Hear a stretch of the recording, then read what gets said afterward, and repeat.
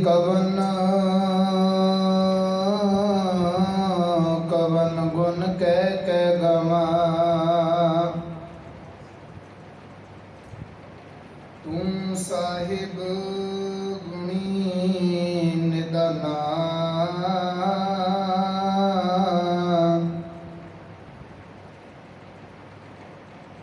तुम्हारी महिमा वर्ण ना सको। तू ठाकुर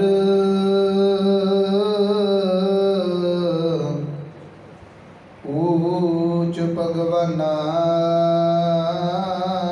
तुम्हारी महिमा वर्ण न सको। तू ठाकुर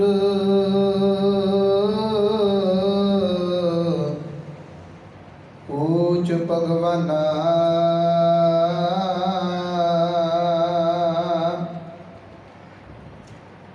अमृत बाणी हर हर तेरी। सुन सुन होवे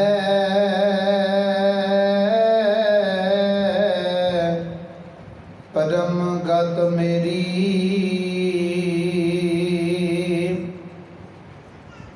जल न बुझी शीतल होए मनुआ।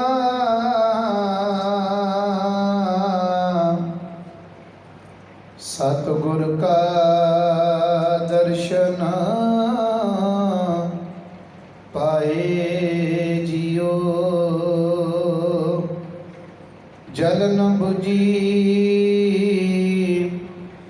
शीतल होए मनुआ।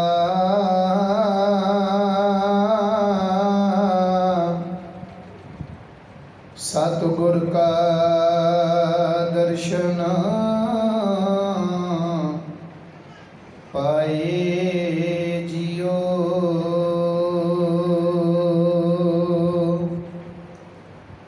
वाहिगुरु जी का खालसा वाहिगुरु जी की फतेह।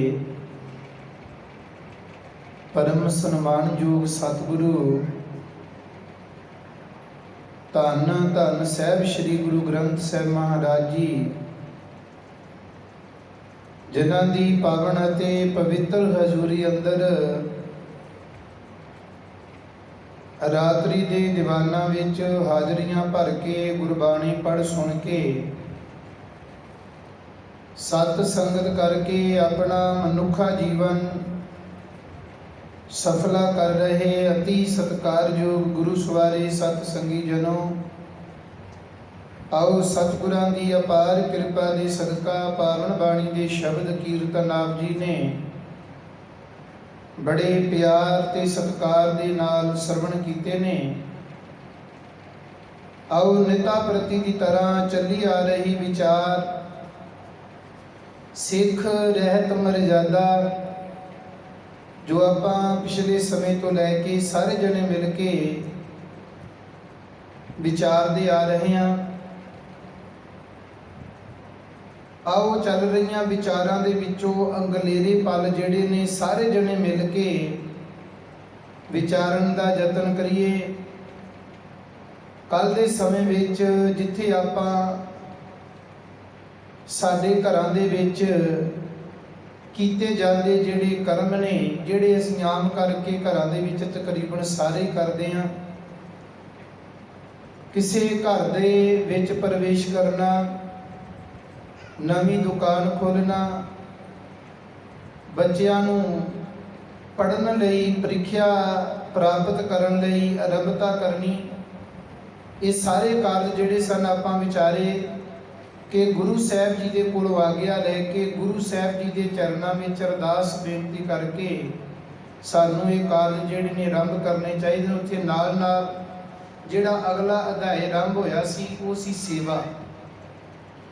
सेवा वाला अध्याय आपां कल शुरू कीता सी विचारना कि सेवा सिख धर्म का एक उगा अंग है। इस विच नमूने मात्र ਸਿਖਾਉਣ ਲਈ ਗੁਰਦੁਆਰਿਆਂ ਦੇ ਵਿੱਚ ਹੀ ਪ੍ਰਬੰਧ ਕੀਤਾ ਹੁੰਦਾ ਹੈ। ਸਧਾਰਨ ਰੂਪ ਇਸ ਦੇ ਇਹ ਹਨ: ਗੁਰਦੁਆਰੇ ਸਾਹਿਬ ਦੇ ਵਿੱਚ ਝਾੜੂ ਲਗਾਉਣਾ, ਲੇਪਣ ਕਰਨਾ, ਸੰਗਤਾਂ ਦੀ ਪਾਣੀ ਪੱਖੇ ਦੀ ਸੇਵਾ ਕਰਨੀ, ਲੰਗਰ ਦੀ ਸੇਵਾ, ਜੋੜੇ ਝਾੜਨ ਦੀ ਸੇਵਾ। ਕੱਲ ਵੀ ਆਪਾਂ ਇੱਥੇ ਬੇਨਤੀ ਕੀਤੀ ਸੀ ਕਿ ਸੇਵਾ ਗੁਰੂ ਘਰ ਦੇ ਵਿੱਚੋਂ ਸਿੱਖਣੀ ਹੈ ਤੇ ਸਮਾਜ ਦੇ ਵਿੱਚ ਕਰਨੀ ਹੈ। ਸਿੱਖਣ ਦਾ ਫਾਇਦਾ ਤਾਂ ਹੈ ਜੇ ਸਾਡੀ ਸੇਵਾ ਤੋਂ ਕਿਸੇ ਨੂੰ ਲਾਭ ਹੋ ਸਕੇ। ਗੁਰੂ ਸਾਹਿਬ ਜੀ ਦੇ ਕੋਲੋਂ ਜੇ ਆਪਾਂ ਪੁੱਛਣ ਦਾ ਯਤਨ ਕਰੀਏ, ਸਤਿਗੁਰੂ ਜੀ ਕਹਿੰਦੇ ਜੇਕਰ ਤੂੰ ਸੱਚਮੁੱਚ ਕਿਤੇ ਸੇਵਾ ਕਰ ਲਵੇਂ ਤੇ ਇਹ ਸੇਵਾ ਤੇਰੀ ਜਿਹੜੀ ਹੈ ਇਹ ਮੁਕਤੀ ਦਾ ਸਾਧਨ ਬਣ ਸਕਦੀ ਹੈ, ਤੈਨੂੰ ਵਿਕਾਰਾਂ ਤੋਂ ਛੁਟਕਾਰਾ ਦਿਲਵਾ ਸਕਦੀ ਹੈ, ਇਹ ਭਗਤੀ ਦਾ ਕਾਰਨ ਬਣ ਸਕਦੀ ਹੈ। ਜਿਹੜੀ ਆਪਾਂ ਸੇਵਾ ਵਿਚਾਰ ਰਹੇ, ਜਿਹੜੀ ਤੂੰ ਸੇਵਾ ਕਰਨੀ ਹੈ, ਜੇ ਤੂੰ ਮਨ ਕਰਕੇ ਕਰ ਲਵੇਂ। ਸਤਿਗੁਰਾਂ ਦੇ ਬਚਨ ਪੜ੍ਹਦੇ ਹੋ, ਮੁਕਤ ਭੁਗਤ ਜੁਗਤ ਤੇਰੀ ਸੇਵਾ, ਜਿਸ ਤੂੰ ਆਪ ਕਰਾਏ। ਜਿਹਦੇ ਕੋਲੋਂ ਰੱਬ ਜੀ, ਪ੍ਰਭੂ ਜੀ, ਗੁਰੂ ਸਾਹਿਬ ਜੀ ਤੂੰ ਸੇਵਾ ਆਪ ਕਰਵਾ ਲੈਣਾ ਤੇ ਜਿਹੜਾ ਮਨੁੱਖ ਗੁਰੂ ਚਰਨਾਂ ਦੇ ਵਿੱਚ ਮਨ ਕਰਕੇ ਸੇਵਾ ਕਰ ਲੈਂਦਾ ਹੈ, ਉਹਦੀ ਮੁਕਤੀ ਹੋ ਜਾਂਦੀ ਹੈ। ਕਿੱਥੋਂ? ਵਿਕਾਰਾਂ ਤੋਂ। ਉਹ ਵਿਕਾਰਾਂ ਤੋਂ ਮੁਕਤ ਹੋ ਜਾਂਦਾ। ਮੁਕਤ ਭੁਗਤ ਜੁਗਤ ਤੇਰੀ ਸੇਵਾ, ਜਿਸ ਤੂੰ ਆਪ ਕਰਾ। ਜੇ ਪ੍ਰਭੂ ਆਪ ਤਰੁੱਠ ਕੇ ਰਹਿਮਤ ਕਰਕੇ ਕਿਤੇ ਸੇਵਾ ਕਰਵਾ ਲਵੇ, ਭਾਵ ਫਿਰ ਮਨੁੱਖ ਮਨ ਕਰਕੇ ਕਰਦਾ, ਪਰ ਹੈ ਬੜੀ ਔਖੀ ਹੈ। ਗੁਰੂ ਅਮਰਦਾਸ ਮਹਾਰਾਜ ਜੀ ਕਹਿੰਦੇ ਵੀ ਇਹ ਆਮ ਸੇਵਾ ਤੇ ਆਪਾਂ ਸਾਰੇ ਜਿਹੜਾ ਮਰਜ਼ੀ ਕਰ ਲਵੇ, ਕੋਈ ਮਨਾਹੀ ਥੋੜਾ। ਕੋਈ ਜੋੜੇ ਝਾੜਨ ਦੀ ਸੇਵਾ ਕਰ ਲਏ, ਕੋਈ ਜੋੜਿਆਂ ਦੇ ਆਪਣਾ ਝਾੜੂ ਦੀ ਸੇਵਾ ਕਰ ਲਏ, ਕੋਈ ਲੰਗਰ ਦੀ ਸੇਵਾ ਕਰ ਲਏ, ਕਿਸੇ ਨੂੰ ਮਨਾਹੀ ਥੋੜਾ। ਪਰ ਜਿਹੜੀ ਸੇਵਾ ਦੇ ਨਾਲ ਗੁਰੂ ਨੂੰ ਪ੍ਰਵਾਨ ਹੋਣਾ, ਉਹ ਸੇਵਾ ਬੜੀ ਔਖੀ ਹੈ। ਦੁਨੀਆ ਨੂੰ ਵਿਖਾਉਣ ਵਾਸਤੇ ਕਰਨੀ ਬੜੀ ਸੌਖੀ ਹੈ। ਹੁਣ ਮੈਂ ਵੀ ਬਾਹਰ ਜਾ ਕੇ ਝਾੜੂ ਫੜ ਕੇ ਲਗਭਗ ਸੇਵਾ ਕਰਨ ਜਾਂ ਜੋੜੇ ਝਾੜਨਾ, ਤੁਸੀਂ ਆਪੇ ਕਹਿਣ ਲੱਗਣਾ ਵੀ ਭਾਈ ਬੜਾ ਚੰਗਾ ਜੋੜੇ ਵੀ ਝਾੜੀ ਜਾਂਦਾ ਹੈ। ਪਰ ਜੇ ਉਹ ਸੇਵਾ ਉਹ ਕਰਨੀ ਹੈ ਕਿ ਜਿਹੜੀ ਸੇਵਾ ਦੇ ਨਾਲ ਗੁਰੂ ਨੂੰ ਸਮਰਪਿਤ ਹੋ ਜਾਈਏ, ਗੁਰੂ ਤਰੁੱਠ ਪਵੇ ਜਿਹੜੀ ਸੇਵਾ ਦੇ ਕੇ। ਗੁਰੂ ਅਮਰਦਾਸ ਮਹਾਰਾਜ ਜੀ ਕਹਿੰਦੇ ਉਹ ਸੇਵਾ ਬੜੀ ਔਖੀ ਹੈ ਤੇ ਬੜੀ ਔਖੀ ਪ੍ਰਾਪਤ ਹੁੰਦੀ ਹੈ। ਉਹ ਸੇਵਾ ਹੀ ਨਹੀਂ ਮਿਲਦੀ ਨਹੀਂ।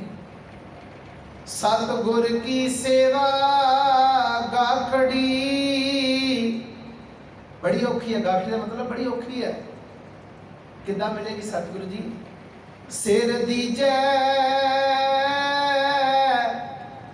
ਆਪ ਗਵਾਏ। ਜੇ ਤੂੰ ਸਤਿਗੁਰੂ ਦੀ ਸੇਵਾ ਕਰਨੀ ਚਾਹੁੰਦਾ ਹੈ ਨਾ, ਉਹ ਸੇਵਾ ਤੈਨੂੰ ਤਾਂ ਮਿਲਣੀ ਹੈ ਆਪਣਾ ਆਪਾ ਭਾਵ ਗਵਾ ਦੇ ਤੇ ਆਪਣਾ ਸਿਰ ਗੁਰੂ ਸਾਹਿਬ ਦੇ ਚਰਨਾਂ ਵਿੱਚ ਭੇਟ ਕਰ ਦੇ। ਸਤਿਗੁਰ ਕੀ ਸੇਵਾ ਗਾਖੜੀ, ਸਿਰ ਦੀਜੈ ਆਪ ਗਵਾਏ। ਸ਼ਬਦ ਮਿਲੈ ਤਾਂ ਹਰ ਮਿਲੈ,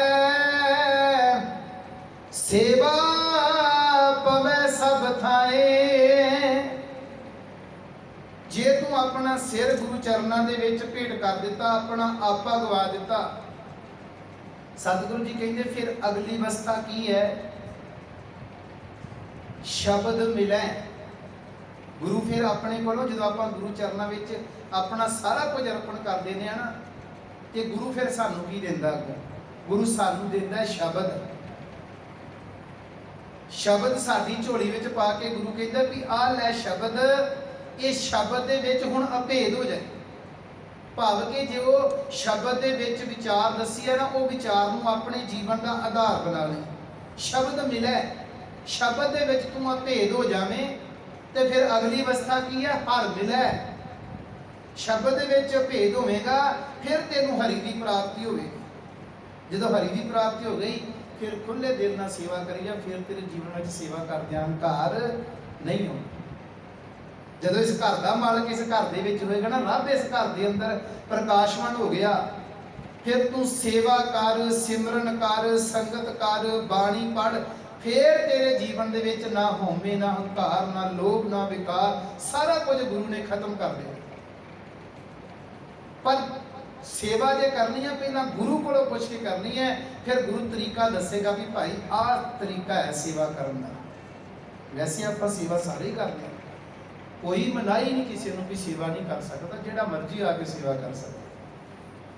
ਪਰ ਸੇਵਾ ਅਸਲ ਦੇ ਵਿੱਚ ਉਹ ਹੈ ਜਿਹੜੀ ਸੇਵਾ ਨਾਲ ਗੁਰੂ ਨੂੰ ਪ੍ਰਵਾਨ ਹੋਣਾ ਹੈ, ਤੇ ਗੁਰੂ ਨੂੰ ਪ੍ਰਵਾਨ, ਰੱਬ ਨੂੰ ਪ੍ਰਵਾਨ ਆਪਾਂ ਤਾਂ ਹੋਣਾ ਹੈ ਜੇ ਗੁਰੂ ਦੀ ਮੱਤ ਲੈ ਕੇ ਸੇਵਾ ਕਰਾਂਗੇ ਤਾਂ। ਸ਼ਬਦ ਮਿਲੇ ਤਾਂ ਹਰ ਮਿਲੇ, ਸੇਵਾ ਪਵੇ ਸਭ ਥਾਂ। ਫਿਰ ਤੇਰੀ ਕੀਤੀ ਹੋਈ ਸੇਵਾ ਜਿਹੜੀ ਹੈ ਉਹ ਥਾਏ ਪਏਗੀ, ਤੂੰ ਗੁਰੂ ਚਰਨਾਂ ਦੇ ਵਿੱਚ ਪ੍ਰਵਾਨ ਹੋ ਜਾਏਗਾ। ਬਾਣੀ ਵਿੱਚੋਂ ਜਿੰਨਾ ਮਰਜ਼ੀ ਗਾਹ ਤੋਂ ਗਾਹ ਵਿਚਾਰ ਲਈਏ, ਸੇਵਾ ਸਿੱਖ ਦੇ ਜੀਵਨ ਦਾ ਉੱਗਾ ਹੋਇਆ ਅੰਗ ਹੈ। ਤੇ ਕੱਲ ਵੀ ਇਹ ਬੇਨਤੀ ਕੀਤੀ ਸੀ, ਜੇ ਸਾਡੇ ਜੀਵਨ ਦੇ ਵਿੱਚ ਜਿੱਦਾਂ ਬਾਹਰੀ ਤੌਰ ਤੇ ਸਾਡੇ ਸਰੀਰ ਦਾ ਕੋਈ ਅੰਗ ਨਾ ਹੋਵੇ ਤੇ ਕਿੰਨਾ ਕੋਝਾਪਣ ਦਿਸਦਾ ਮਨੁੱਖ ਦਾ, ਇਸੇ ਤਰ੍ਹਾਂ ਸੇਵਾ ਜਿਹੜੀ ਹੈ ਉਹ ਸਾਡੇ ਜੀਵਨ ਦਾ ਇੱਕ ਅੰਗ ਹੈ। ਤੇ ਜੇ ਸੇਵਾ ਵਾਲਾ ਅੰਗ ਸਾਡੇ ਜੀਵਨ ਵਿੱਚ ਨਹੀਂ ਤੇ ਫਿਰ ਕੋਝਾਪਣ ਹੈ। ਇਹ ਸੇਵਾ ਅਸੀਂ ਸੇਵਾ ਅੱਗੇ ਆਉਣਾ, ਇਹ ਵੀ ਅਧਿਆਇ ਅੱਗੇ ਆਉਣਾ ਵੀ ਸੇਵਾ ਕੇਵਲ ਝਾੜੂ ਲੰਗਰ ਬਣਾਉਣ ਜਾਂ ਜੋੜੇ ਝਾੜਨ ਦੀ ਹੋਈ ਨਹੀਂ, ਸੇਵਾ ਹੋਰ ਵੀ ਬੜੀ ਹੈ। ਸੇਵਾ ਦੇ ਅੰਗ ਹੋਰ ਵੀ ਬਹੁਤ ਜ਼ਿਆਦਾ ਨੇ। ਸੇਵਾ ਮਨੁੱਖ ਜਿੰਨੀ ਚਾਹੇ ਕਰ ਸਕਦਾ ਹੈ। ਮੰਨ ਲਓ ਕਿ ਕੋਈ ਟੀਚਰ ਹੈ ਤੇ ਉਹ ਵੀ ਉਹਦੇ ਮਨ ਦੇ ਵਿੱਚ ਵੀ ਮੈਂ ਸੇਵਾ ਕਰਾਂ, ਫਿਰ ਆਪਾਂ ਕਈ ਵਾਰੀ ਇੱਦਾਂ ਹੁੰਦਾ ਵੀ ਕਹਿ ਦਿੰਦੇ ਹਾਂ ਵੀ ਇਹ ਜਿਹੜੀ ਸੇਵਾ ਕਰ ਰਿਹਾ ਤੇ ਤਨਖਾਹ ਲੈ ਰਿਹਾ ਨਾ। ਜਿੱਦਾਂ ਹੁਣ ਕਿਸਾਨਾਂ ਨੂੰ ਕਿਹਾ ਜਾ ਰਿਹਾ ਵੀ ਕਿਸਾਨ ਜੀ ਆਪਣੀ ਫਸਲ ਵੇਚਦੇ ਨੇ ਤੇ ਅੰਨਦਾਤੇ ਕਿੱਦਾਂ ਹੋ ਗਏ, ਇੱਦਾਂ ਕਿਹਾ ਜਾ ਰਿਹਾ ਵੀ ਅੰਨਦਾਤੇ ਕਿੱਦਾਂ ਹੋ ਗਏ, ਇਹ ਫਸਲ ਵੇਚਦੇ ਨੇ, ਉਹਨਾਂ ਨੂੰ ਪੈਸੇ ਦਿੱਤੇ ਜਾਂਦੇ ਨੇ ਤੇ ਫਿਰ ਸਾਨੂੰ ਫਸਲ ਦਿੰਦੇ ਨੇ, ਫਿਰ ਖਾਣ ਵਾਸਤੇ ਦਿੰਦੇ ਨੇ, ਇੱਦਾਂ ਕਿਹਾ ਜਾ ਰਿਹਾ। ਟੀਚਰ ਜੇ ਭਾਵੇਂ ਇਮਾਨਦਾਰੀ ਨਾਲ ਪੜ੍ਹਾ ਰਿਹਾ ਨਾ, ਫਿਰ ਅਸੀਂ ਆਖਾਂਗੇ ਵੀ ਇਹ ਦੀ ਤਨਖਾਹ ਲੈ ਰਿਹਾ, ਇਹ ਸੇਵਾ ਥੋੜਾ ਕਰ ਰਿਹਾ। ਅਜੇ ਕਿ ਹੈ ਉਹ ਵੀ ਸੇਵਾ, ਜੇ ਇਮਾਨਦਾਰੀ ਨਾਲ ਜਿਹੜਾ ਕੰਮ ਕਰ ਰਿਹਾ ਨਾ, ਜਿਹੜੇ ਵੀ ਕਿੱਤੇ ਵਿੱਚ ਹੈ ਇਮਾਨਦਾਰ ਨਾਲ ਕੰਮ ਕਰ ਰਿਹਾ, ਉਹ ਸੇਵਾ। ਉਸ ਤੋਂ ਵੱਧ ਕੇ ਸੇਵਾ ਕੀ ਹੈ ਕਿ ਉਹ ਟੀਚਰ ਕਿਤੇ ਗਰੀਬ ਬੱਚਿਆਂ ਨੂੰ ਦੇਖੇ ਜਿਹੜੇ ਵਿਚਾਰੇ ਨਹੀਂ ਪੜ੍ਹ ਸਕਦੇ, ਕੋਈ ਦਿਨ ਵਿੱਚ ਅੱਧਾ ਘੰਟਾ 1 ਘੰਟਾ ਉਹਨਾਂ ਬੱਚਿਆਂ ਨੂੰ ਕਿਸੇ ਥਾਂ ਤੇ ਇਕੱਠਾ ਕਰੇ, ਉਹਨਾਂ ਬੱਚਿਆਂ ਨੂੰ ਸਿੱਖਿਆ ਦੇਵੇ, ਉਹਦੀ ਇਹ ਸੇਵਾ ਹੈ। ਜ਼ਰੂਰੀ ਨਹੀਂ ਕਿ ਜੇ ਮੈਂ ਗੁਰਦੁਆਰਾ ਸਾਹਿਬ ਦੇ ਵਿੱਚ ਆ ਕੇ, ਮੈਂ ਕਿਉਂਕਿ ਪਹਿਲਾਂ ਬੇਨਤੀ ਜਿਹੜੀ ਕੀਤੀ ਹੈ ਵੀ ਗੁਰਦੁਆਰਾ ਸਾਹਿਬ ਤੋਂ ਸੇਵਾ ਸਿੱਖਣੀ ਹੈ ਤੇ ਸੇਵਾ ਕਰਨੀ ਸਮਾਜ ਦੇ ਵਿੱਚ ਹੈ। ਗੁਰੂ ਘਰ ਦੇ ਵਿੱਚੋਂ ਸਿੱਖ ਕੇ ਸੇਵਾ ਕਰਨੀ ਸਮਾਜ ਦੇ ਵਿੱਚ ਹੈ। ਏਦਾਂ ਜਦੋਂ ਜਿਹੜੇ ਕਿੱਤੇ ਵਿੱਚ ਆਪਾਂ ਹੈ ਵਾ ਨਾ, ਅਸੀਂ ਉਹ ਕਿੱਤੇ ਦੇ ਵਿੱਚ ਰਹਿੰਦਿਆਂ ਸੇਵਾ ਨਿਭਾ ਸਕਦੇ ਹਾਂ। ਹਰ ਤਰ੍ਹਾਂ ਕਰਕੇ ਸੇਵਾ ਨਿਭਾਈ ਜਾ ਸਕਦੀ ਹੈ। ਤਾਂ ਜਿਹੜਾ ਸੇਵਾ ਹੈ ਉਹ ਸਿੱਖ ਦੇ ਜੀਵਨ ਦਾ ਇੱਕ ਉੱਗਾ ਹੋਇਆ ਅੰਗ ਹੈ। ਅੱਗੇ ਬਖਸ਼ਿਸ਼ ਕੀਤਾ ਗਿਆ ਹੈ, ਗੁਰੂ ਕਾ ਲੰਗਰ। ਇਸ ਦੇ 2 ਭਾਗ ਨੇ। ਗੁਰੂ ਦਾ ਲੰਗਰ ਜਿਹੜਾ, ਇਹਦੇ 2 ਭਾਗ ਨੇ। ਤੇ ਮੈਂ ਬੜੀ ਵਾਰੀ ਬੇਨਤੀ ਕਰਦਾ ਹੁੰਦਾ, ਗੁਰਦੁਆਰਾ ਸਾਹਿਬ ਦੇ ਵਿੱਚ 5 ਚੀਜ਼ਾਂ ਹੁੰਦੀਆਂ ਨੇ। ਇੱਕ ਗੁਰੂ ਗ੍ਰੰਥ ਸਾਹਿਬ ਜੀ, ਇੱਕ ਗੁਰੂ, ਇੱਕ ਸੰਗਤ, ਇੱਕ ਪੰਗਤ, ਇੱਕ ਨਿਸ਼ਾਨ ਸਾਹਿਬ ਤੇ ਇੱਕ ਨਗਾਰਾ। ਇਹ 5 ਚੀਜ਼ਾਂ ਹਰ ਗੁਰੂ ਘਰ ਦੇ ਵਿੱਚ ਹੋਣੀਆਂ ਚਾਹੀਦੀਆਂ। ਲੰਗਰ ਜਿਹੜਾ, ਇਹ ਲੰਗਰ ਦੇ 2 ਭਾਵ ਨੇ। ਇੱਕ ਤਾਂ ਕਿ ਸਿੱਖਾਂ ਨੂੰ ਸੇਵਾ ਸਿਖਾਉਣਾ, ਇਹ ਸੇਵਾ ਕਰਨੀ ਹੈ ਨਾ ਆਪਾਂ, ਤੇ ਸਿੱਖ ਨੂੰ ਜਿੱਦਾਂ ਹੁਣ ਆਪਾਂ ਲੰਗਰ ਵਰਤਾਉਂਦੇ ਆ ਤੇ ਬੱਚਿਆਂ ਨੂੰ ਰਾਜਾ ਲੰਗਰ ਵਰਤਾਉਣ ਵਾਸਤੇ ਵੀ ਬੱਚਿਆਂ ਨੂੰ ਸੇਵਾ ਕਰਨ ਦੀ ਜਾਚ ਆਵੇ, ਕਿੱਦਾਂ ਲੰਗਰ। ਦੂਜੀ ਇੱਕ ਬਹੁਤ ਵੱਡੀ ਸਿੱਖਿਆ ਹੈ ਇਹਦੇ ਵਿੱਚੋਂ, ਲੰਗਰ ਜਿਹੜਾ ਗੁਰੂ ਸਾਹਿਬਾਂ ਨੇ ਲੰਗਰ ਪ੍ਰਥਾ ਤੋਰੀ ਸੀ ਨਾ, ਉਹਦਾ ਇੱਕ ਬਹੁਤ ਵੱਡਾ ਅਰਥ ਸੀ ਦੁਨੀਆ ਦੇ ਅੰਦਰ। ਜਿਹੜੇ ਸਰੋਵਰ ਬਣਾਏ ਗਏ, ਅੱਜ ਭਾਵੇਂ ਆਪਾਂ ਸਰੋਵਰਾਂ ਨੂੰ ਵੱਖਰੇ ਪਾਸੇ ਲੈ ਕੇ ਤੁਰ ਪਏ ਆ ਨਾ, ਜਦੋਂ ਸਰੋਵਰ ਬਣਾਏ ਗਏ, ਸਰੋਵਰ ਦਾ ਅਰਥ ਵੀ ਇਹ ਸੀ ਕਿਉਂਕਿ ਜਿਹੜਾ ਉਹ ਸਮਾਂ ਸੀ ਜਿਹੜੇ ਗਰੀਬ, ਜਿਨ੍ਹਾਂ ਨੂੰ ਸ਼ੂਦਰ ਕਿਹਾ ਜਾਂਦਾ ਸੀ, ਉਹਦੇ ਜਿੱਥੋਂ ਬ੍ਰਾਹਮਣ ਪਾਣੀ ਪੀ ਲੈਂਦਾ ਸੀ, ਉੱਥੋਂ ਸ਼ੂਦਰਾਂ ਕਿਤੇ ਥੋੜਾ ਪਾਣੀ ਪੀ ਲੈਣਾ ਸੀ। ਜਿਹੜੇ ਖੂਹ ਦੇ ਉੱਤੇ ਸ਼ੂਦਰ ਦਾ ਪਰਛਾਵਾਂ ਪੈ ਜਾਂਦਾ ਸੀ, ਉਹ ਖੂਹ ਪੂਰ ਦਿੱਤੇ ਜਾਂਦੇ। ਅਜੇ ਕਊਆ, ਕੂਕਰ, ਕੋਈ ਇਸ ਤਰ੍ਹਾਂ ਦੇ ਜਾਨਵਰ ਪਾਣੀ ਪੀ ਜਾਣ ਭਾਵੇਂ ਉਸ ਖੂਹ ਤੋਂ, ਪਰ ਜੇ ਕਿਤੇ ਕਿਸੇ ਗਰੀਬ ਦਾ ਪਰਛਾਵਾਂ ਪੈ ਗਿਆ, ਖੂਹ ਪੂਰ ਦਿੱਤੇ ਜਾਂਦੇ ਸੀ। ਸਤਿਗੁਰਾਂ ਨੇ ਕਿਰਪਾ ਰਹਿਮਤ ਬਖਸ਼ੀ ਕੀਤੀ, ਸਰੋਵਰ ਬਣਾ ਦਿੱਤੇ। ਸਤਿਗੁਰ ਜੀ ਕਹਿੰਦੇ ਇੱਥੇ ਕਿਸੇ ਨੂੰ ਕੋਈ ਮਨਾਹੀ ਨਹੀਂ, ਇੱਥੇ ਹੀ ਸਿੱਖ ਇਸ਼ਨਾਨ ਕਰੇਗਾ, ਇੱਥੇ ਕਿਸੇ ਵੀ ਜਾਤ ਦਾ, ਕਿਸੇ ਵੀ ਮਜ਼ਹਬ ਦਾ ਕੋਈ ਵੀ ਜੀਵ ਆ ਕੇ ਇੱਥੇ ਇਸ਼ਨਾਨ ਕਰ ਸਕਦਾ। ਇਹਦੇ ਨਾਲ ਕੀ ਹੋਇਆ?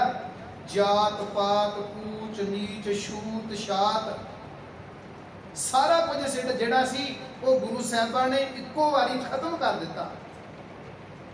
ਇਸ ਤੋਂ ਪਹਿਲਾਂ ਦੀ ਹੈ ਲੰਗਰ ਪ੍ਰਥਾ, ਤੇ ਲੰਗਰ ਪ੍ਰਥਾ ਦਾ ਵੀ ਇਹ ਸੀ ਕਿ ਜਦੋਂ ਬ੍ਰਾਹਮਣ ਨੇ ਆਪਣਾ ਪ੍ਰਸ਼ਾਦਾ ਤਿਆਰ ਕਰਨਾ ਹੁੰਦਾ ਸੀ ਨਾ, ਕਿਤੇ ਆਮ ਚੌਂਕੀ 'ਚ ਥੋੜਾ ਜਾਂਦਾ ਸੀ ਉਹ ਪ੍ਰਸ਼ਾਦਾ ਤਿਆਰ, ਆਮ ਥਾਂ ਥੋੜਾ ਪ੍ਰਸ਼ਾਦਾ ਤਿਆਰ ਹੁੰਦਾ ਸੀ। ਉਹਨੇ ਪਹਿਲਾਂ ਲੱਕੜਾਂ ਧੋਣੀਆਂ, ਅੱਜ ਤੇ ਚਲੋ ਸਾਧਨ ਸਾਡੇ ਕੋਲ ਬੜੇ ਪਿਆਰੇ ਨੇ, ਉਹਨੇ ਪਹਿਲਾਂ ਲੱਕੜਾਂ ਧੋਣੀਆਂ, ਜਿਹੜੀਆਂ ਲੱਕੜਾਂ ਬਾਲ ਕੇ ਪ੍ਰਸ਼ਾਦਾ ਤਿਆਰ ਕਰਨਾ।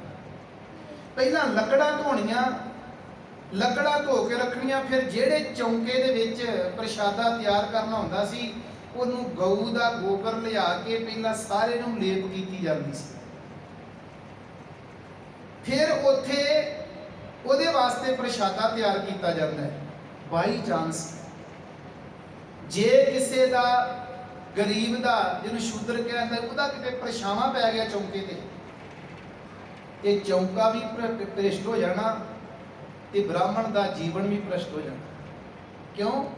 ਕਿਉਂਕਿ ਸ਼ੂਦਰ ਦਾ ਪਰਛਾਵਾਂ ਪੈ ਗਿਆ। ਉਹਨੇ ਫਿਰ ਨਾ ਉਹ ਲੱਕੜਾਂ ਵਰਤਣੀਆਂ, ਨਾ ਉਹ ਚੌਂਕਾ ਵਰਤਣਾ। ਜਦੋਂ ਗੁਰੂ ਨਾਨਕ ਸਾਹਿਬ ਮਹਾਰਾਜ ਜੀ ਗਏ ਭਾਈ ਮਰਦਾਨਾ ਜੀ ਨੂੰ ਅੱਗ ਲੈਣ ਵਾਸਤੇ ਭੇਜਿਆ, ਐਵੇਂ ਹੈ ਸਾਖੀ ਤੋਂ ਭਲੀ ਭਾਂਤ ਆਪ ਜਾਣੂ, ਉਹ ਕਹਿੰਦੇ ਇਹਨੇ ਮੇਰਾ ਚੌਂਕਾ ਭ੍ਰਿਸ਼ਟ ਕਰ ਦਿੱਤਾ।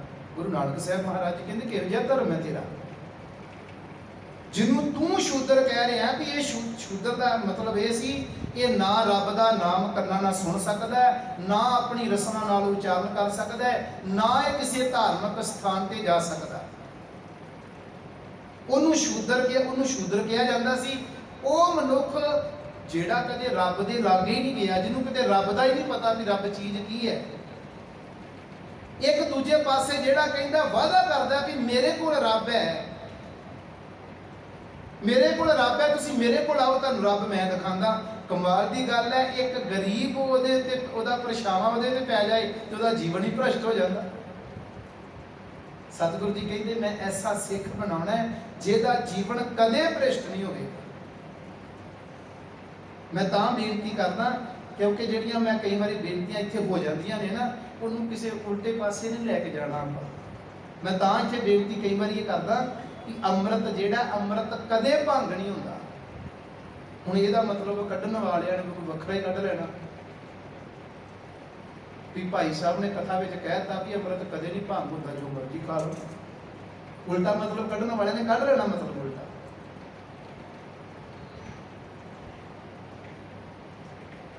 ਗੁਰੂ ਸਾਹਿਬ ਜੀ ਕਹਿੰਦੇ ਮੈਂ ਐਸਾ ਸਿੱਖ ਤਿਆਰ ਕਰਨਾ ਜਿਹਦਾ ਜੀਵਨ ਕਦੇ ਭ੍ਰਿਸ਼ਟ ਨਹੀਂ ਹੋਵੇਗਾ। ਤੇ ਗੁਰੂ ਸਾਹਿਬ ਜੀ ਨੇ ਲੰਗਰ ਪ੍ਰਥਾ ਚਲਾ ਦਿੱਤੀ। ਇੱਥੇ ਅਕਬਰ ਬਾਦਸ਼ਾਹ ਵਰਗੇ ਵੀ ਆਏ। ਅਕਬਰ ਬਾਦਸ਼ਾਹ ਕੋਈ ਛੋਟਾ ਮੋਟਾ ਬੰਦਾ ਨਹੀਂ ਸੀ।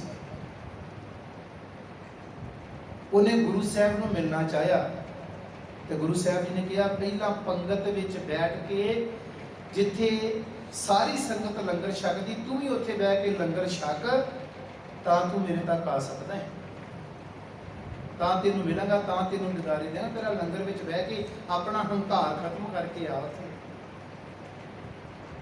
ਉੱਥੇ ਆਪਣੀ ਊਚ ਨੀਚ ਦੀ ਭਾਵਨਾ ਨੂੰ ਖਤਮ ਕਰਕੇ ਆ। ਫਿਰ ਬੇਨਤੀ ਕਰਦੇ ਆ, ਲੰਗਰ ਜਿਹੜਾ ਉਹਦੇ ਦੋ ਮਤਲਬ ਨੇ, ਇੱਕ ਤਾਂ ਸਿੱਖ ਨੂੰ ਸੇਵਾ ਕਰਨੀ ਸਿਖਾਉਣੀ, ਤੇ ਦੂਜਾ ਛੂਤ ਛਾਤ ਊਚ ਨੀਚ ਅਪ੍ਰਸ਼ਟ ਹੋਣ ਵਾਲੀਆਂ ਜਿਹੜੀਆਂ ਬਿਮਾਰੀਆਂ ਦੁਨੀਆ ਦੇ ਅੰਦਰ ਚੱਲ ਰਹੀਆਂ ਸਨ, ਉਹਨਾਂ ਬਿਮਾਰੀਆਂ ਤੋਂ ਗੁਰੂ ਸਾਹਿਬ ਜੀ ਨੇ ਸਾਨੂੰ ਲੰਗਰ ਪ੍ਰਥਾ ਚਲਾ ਕੇ ਮੁਕਤ ਕਰ ਦਿੱਤਾ ਵੀ ਤੇਰਾ ਜੀਵਨ ਕਦੇ ਭ੍ਰਸ਼ਟ ਨਹੀਂ ਹੋਵੇਗਾ। ਪਿੱਛੇ ਆਪਾਂ ਪੜ੍ਹ ਚੁੱਕੇ ਹਾਂ, ਅੱਗੇ ਵੀ ਇੱਕ ਵਾਰੀ ਆਵੇਗਾ ਜੀ ਕਿ ਜਦੋਂ ਇੱਦਾਂ ਕੜਾਹ ਪ੍ਰਸ਼ਾਦ ਨੂੰ ਵਰਤਾਇਆ ਨਾ, ਕਿਸੇ ਨਾਲ ਕੋਈ ਵੀ ਤਕਰਾਰ ਨਹੀਂ ਕਰਨਾ। ਜਦੋਂ ਗੁਰੂ ਚਰਨਾਂ ਵਿੱਚ ਆਪਾਂ ਆ ਗਏ ਆ ਨਾ, ਸੰਗਤ ਦੇ ਵਿੱਚ ਤੁਹਾਨੂੰ ਜਿੱਥੇ ਜਗ੍ਹਾ ਮਿਲੀ ਹੈ ਉੱਥੇ ਬੈਠ ਜਾਣਾ, ਕਿਸੇ ਦੇ ਕੋਲ ਬੈਠਣ ਦਾ ਵਿਤਕਰਾ ਨਹੀਂ ਕਰਨਾ ਵੀ ਆ ਗਰੀਬ ਹੈ, ਇਹਨੇ ਕੱਪੜੇ ਮਾੜੇ ਪਾਏ ਹੋਏ ਨੇ, ਮੈਂ ਇਹਦੇ ਕੋਲ ਨਹੀਂ ਬਹਿਣਾ।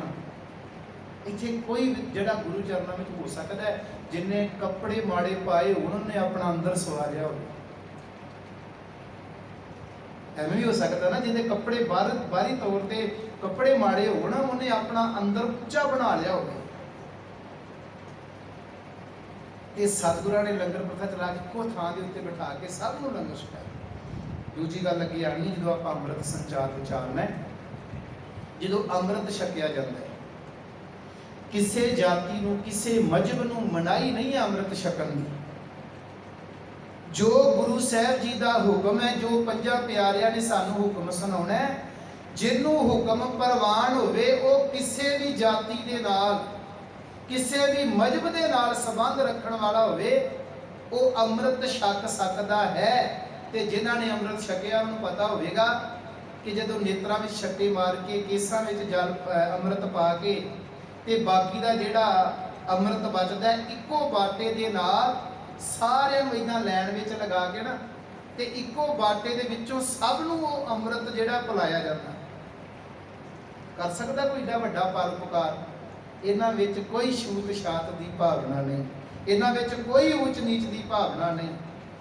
ਕਿ ਉਸ ਵੇਲੇ ਇੰਨੀ ਕਿਰਪਾ ਹੁੰਦੀ ਹੈ ਗੁਰੂ ਦੀ, ਅੰਮ੍ਰਿਤ ਛਕਣ ਵਾਲੇ ਜਿਹੜੇ ਵਿਲਾਖੀ ਹੁੰਦੇ ਨੇ, ਉਹਨਾਂ ਤੇ ਇੰਨੀ ਕਿਰਪਾ ਹੁੰਦੀ ਹੈ, ਭਾਵੇਂ ਕਿਸੇ ਵੀ ਜਾਤ ਮਜ਼ਹਬ ਦਾ ਕਿਉਂ, ਗਰੀਬ ਤੋਂ ਗਰੀਬ ਵੀ ਕਿਉਂ ਨਾ ਹੋਵੇ, ਕਿਸੇ ਦੇ ਮਨ ਵਿੱਚ ਕਦੇ ਨਹੀਂ ਆਇਆ ਕਿ ਹੁਣ ਇਹ ਅੰਮ੍ਰਿਤ ਛਕ ਲੇਗਾ ਤੇ ਇਹ ਬਾਟੇ 'ਚ ਮੈਂ ਛਕਾਂ। ਮੂੰਹ ਲਗਾ ਕੇ ਛਕ ਲਿਆ ਆਪਾਂ ਜਦੋਂ ਬਾਟੇ ਨੂੰ, ਤੇ ਫਿਰ ਉਸ ਤੋਂ ਬਾਅਦ ਮੈਂ ਛਕਣਾ ਹੈ। ਕਦੇ ਕਿਸੇ ਦੇ ਮਨ ਦੇ ਵਿੱਚ ਇਹ ਘਿਰਨਾ ਨਹੀਂ ਆਈ, ਕਿਉਂਕਿ ਅੰਮ੍ਰਿਤ ਛਕਿਆ ਹੀ ਉਦੋਂ ਜਾਂਦਾ ਜਦੋਂ ਗੁਰੂ ਦੀ ਰਹਿਮਤ ਹੋ ਜਾਂਦੀ। ਜੇ ਮਨ ਕਰਕੇ ਛਕ ਲਈਏ ਕਿਤੇ ਤਾਂ। ਸੋ ਵਿਚਾਰ ਨੂੰ ਜਿੰਨਾ ਚਿਰ ਮਰਜ਼ੀ ਵਿਚਾਰੇ ਜਾਈਏ, ਗਾਹ ਤੋਂ ਗਾਹ ਪਾਣੀ ਸਾਡੇ ਕੋਲ ਗਾਹ ਬੋਧ ਹੈ। ਗੁਰੂ ਕੇ ਲੰਗਰ ਵਿੱਚ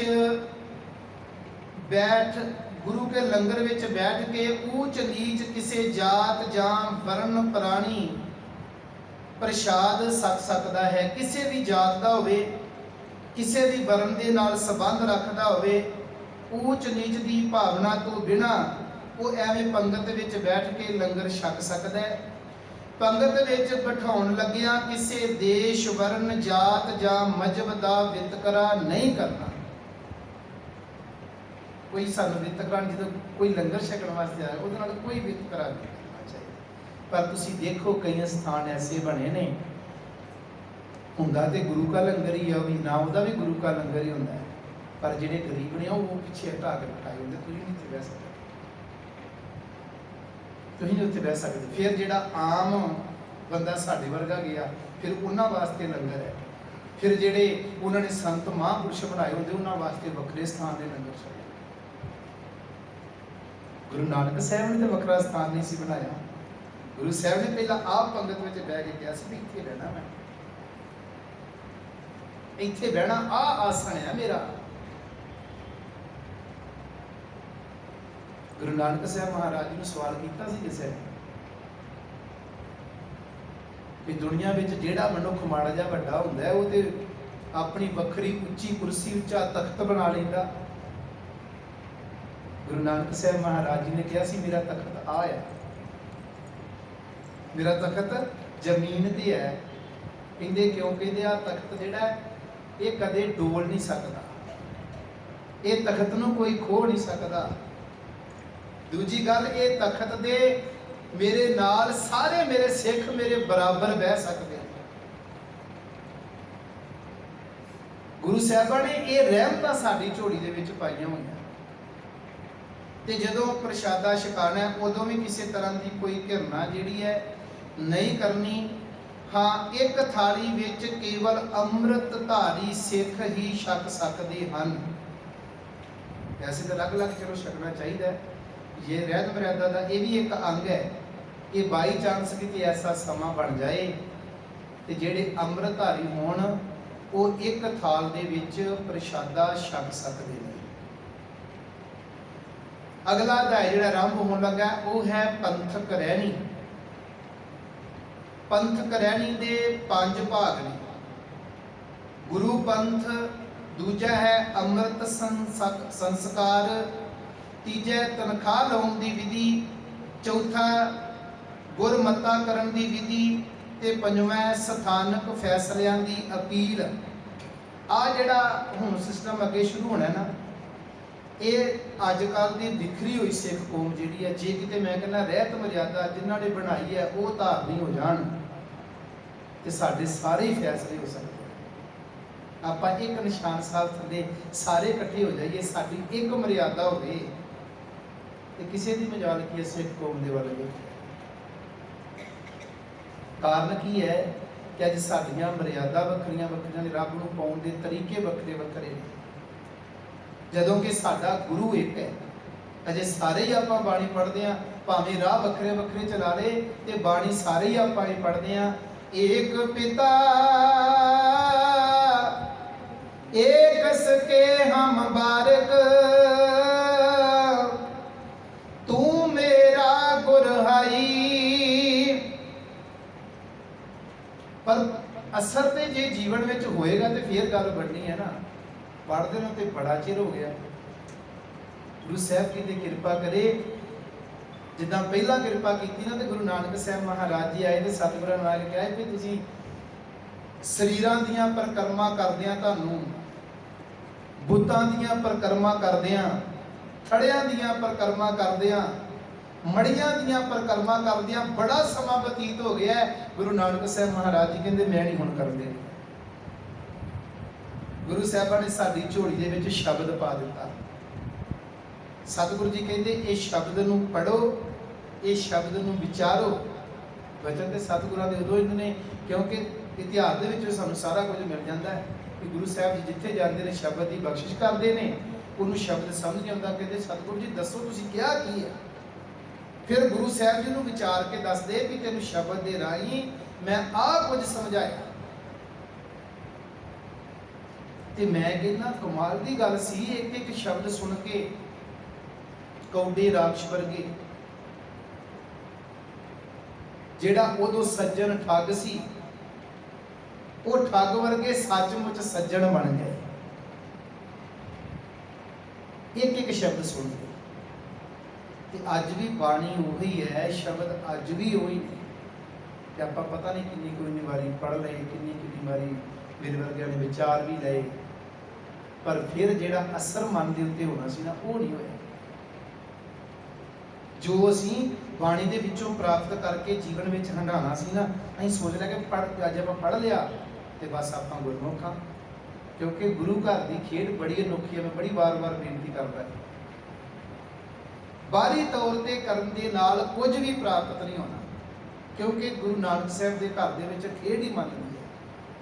ਜਿੱਦਣ ਮਨ ਕਰਕੇ ਗੁਰੂ ਚਰਨਾਂ ਵਿੱਚ ਸੇਵਾ ਕਰ ਲਾਂਗੇ, ਮਨ ਕਰਕੇ ਬਾਣੀ ਪੜ੍ਹ ਲਾਂਗੇ, ਮਨ ਕਰਕੇ ਬਾਣੀ ਨੂੰ ਵਿਚਾਰ ਲਵਾਂਗੇ, ਗੁਰੂ ਦੇ ਗੁਣਾਂ ਨੂੰ ਆਪਣੇ ਜੀਵਨ ਦਾ ਆਧਾਰ ਬਣਾ ਲਾਂਗੇ, ਉਦੋਂ ਕੁਝ ਫਾਇਦਾ ਹੋਣਾ ਹੈ ਗੁਰੂ ਦੇ ਘਰ ਦੇ ਵਿੱਚ ਆਇਆ ਹੋਇਆ। ਗੁਰੂ ਪੰਥ ਆਰੰਭ ਕਰਾਂਗੇ, ਸਮਾਂ ਹੋ ਚੁੱਕਿਆ ਹੈ। ਸੇਵਾ ਕੇਵਲ ਪੱਖੇ ਲੰਗਰ ਆਦਿ ਤੇ ਨਹੀਂ ਮੁੱਕ ਜਾਂਦੀ। ਜਿਹੜੀ ਬੇਨਤੀ ਮੈਂ ਅੱਗੇ ਕੀਤੀ ਹੈ, ਸਿੱਖ ਦੀ ਸਾਰੀ ਜ਼ਿੰਦਗੀ ਪਰ ਉਪਕਾਰ ਵਾਲੀ ਹੈ। ਸੇਵਾ ਸਫਲ ਉਹ ਹੈ ਜੋ ਥੋੜੇ ਯਤਨ ਦੇ ਨਾਲ ਵਧੇਕ ਤੋਂ ਵਧੇਕ ਹੋ ਸਕੇ। ਜਿਹੜੀ ਸੇਵਾ ਆਪਾਂ ਉੱਗਾ ਹੋਇਆ ਅੰਗ ਜੀਵਨ ਦਾ ਨਾ, ਸਿੱਖ ਧਰਮ ਦਾ ਅੰਗ ਜਿਹੜਾ ਉੱਗਿਆ ਹੋਇਆ, ਉਹ ਜਿਹੜੀ ਸੇਵਾ ਹੈ ਕੇਵਲ ਪੱਖਾ ਝੱਲਣ ਦੇ ਨਾਲ, ਪਾਣੀ ਢੋਣ ਦੇ ਨਾਲ ਨਹੀਂ ਮੁੱਕ ਜਾਂਦੀ।